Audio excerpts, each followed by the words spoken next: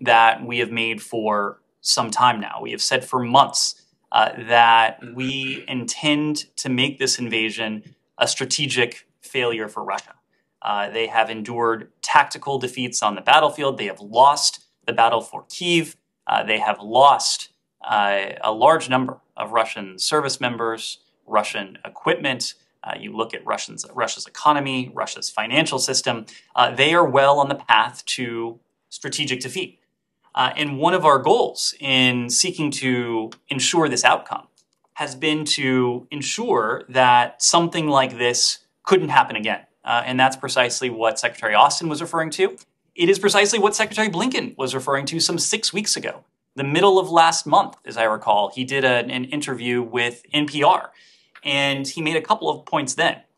He said, one of the things we're doing is denying Russia the technology it needs to modernize its country, to modernize key industries, aerospace, defense, high-tech, energy exploration.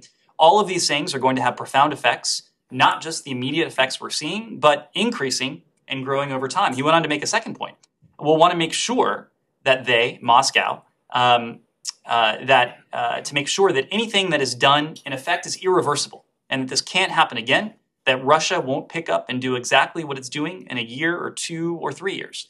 So this is a point that we have consistently made. Not only that this will be a strategic defeat for Russia, a country that has, on an unprovoked, unjustified, brutal basis, invaded its neighbor, and that continues to rain down terror on its neighbor. But we've also made the point that we want Ukraine to win. And that is why we have a strategy that has these two principal prongs. Number one, we are doing everything we responsibly can to help Ukraine defend its sovereignty, its territorial integrity. We have contributed billions of dollars to this effort, more than $3.8 billion worth of security assistance since the invasion began, about $4.5 billion since the start of this administration. And as I alluded to before, the other prong is what we are doing to hold Moscow to account. That includes the sanctions. It includes the export controls.